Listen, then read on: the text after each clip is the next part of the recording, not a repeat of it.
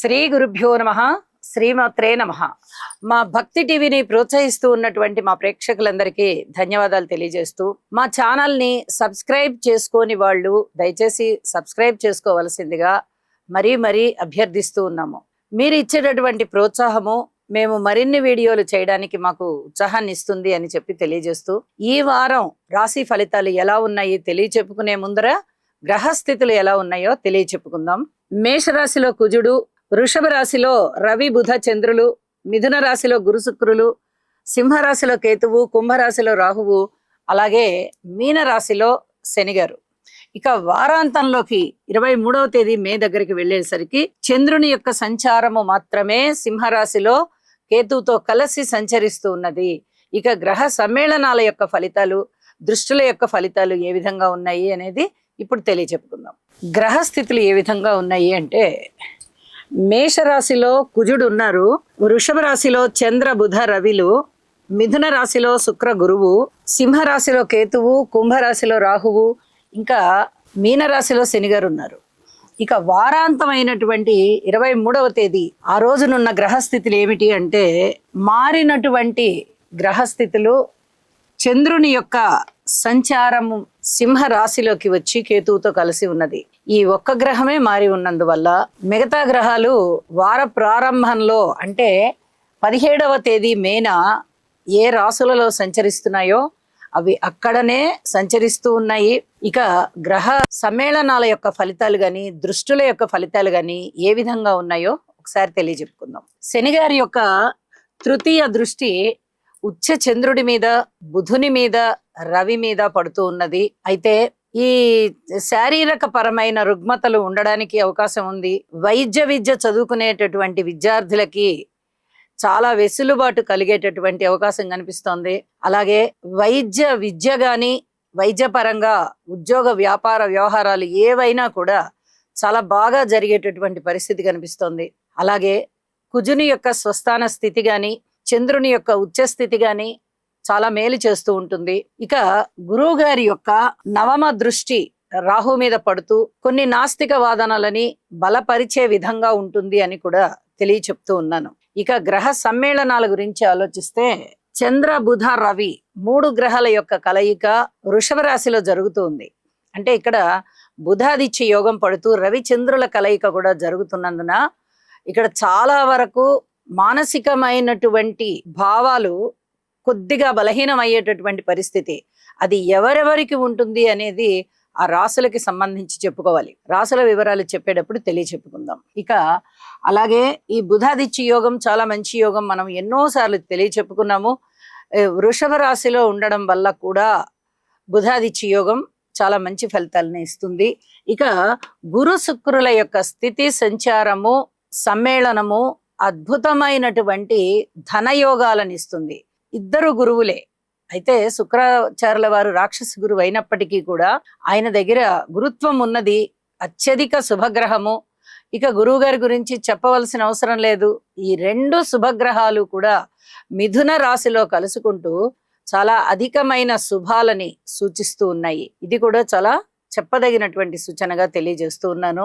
వారాంతంలోకి వెళ్ళేటప్పటికి చంద్రకేతువుల యొక్క స్థితి సంచారము ఒకటే రాశిలో ఉంటూ ఉన్నందువల్ల కొంచెం అనుమాన పడేటటువంటి మనస్తత్వాలు రావడానికి అవకాశం ఉంది. ఏ రాశుల వారికి దీనికి సంబంధించిన ఫలితం ఉంటుంది అనేది మనము తెలియచెప్పుకుందాము. ఇక వీటికి పరిహారాలు ఏమన్నా చేసుకోవాలా అంటే, శనిగారికి మటుకు స్తోత్ర పారాయణాలు తప్పనిసరిగా తీసుకోవాలి. ఆరోగ్యానికి సంబంధించి కూడా జాగ్రత్తలు తీసుకోవాలి. ఈ 2 చెప్పదగినటువంటి సూచనలు. స్తోత్ర పారాయణాలు చెయ్యండి. ఔషధ సేవ చేయవలసి వస్తే చక్కగా భగవన్నామం అనేటటువంటి ఔషధాన్ని కూడా తీసుకుని పారాయణ చేస్తూ ఔషధ సేవ చెయ్యండి. చాలా వరకు త్వరగా తగ్గిపోతుంది అనారోగ్యం అని చెప్పి తెలియజేస్తున్నాను. ఇక రాశుల్లోకి వెళ్దాం. వృశ్చిక రాశి వారికి ఈ వారం రోజుల కాలాన్ని పరిశీలన చేస్తే, షష్ఠ స్థానంలో కుజుని యొక్క స్థితి, సప్తమ స్థానంలో చంద్రుని యొక్క స్థితి, అలాగే అష్టమ స్థానంలో శుక్రాచార్య వారి యొక్క స్థితి. 3 రాశులలోనూ వరుసగా 3 గ్రహాల యొక్క ఫలితాలు చాలా బాగుంటున్న కారణం చేత ఇక్కడ మాలవ్య యోగాన్ని మనము గుర్తు చేసుకోవచ్చు. అయితే ఇతర గ్రహాల యొక్క బలాలు, రాహు బలం కానీ, శని గారి బలం కానీ, గురువు గారి బలం కానీ, కేతువు బలం కానీ లేకపోవడం కారణం చేత కొంచెం ఇబ్బందికరమైన ఫలితాలని వీరు ఎదుర్కోవడానికి అవకాశం ఉంటుంది. కానీ రాబోతూ ఉన్నటువంటి కాలంలో ఒక 10 రోజుల కాలాన్ని తీసుకోండి. సుమారుగా ఈ వారాంతం నుంచి చూసుకుంటే వారం రోజుల కాలాన్ని తీసుకోండి.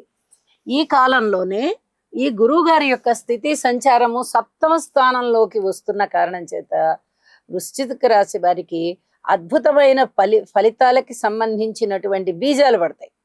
ఇది చెప్పదగ్గ సూచన. కాబట్టి ఇక అంతగా భయపడవద్దు.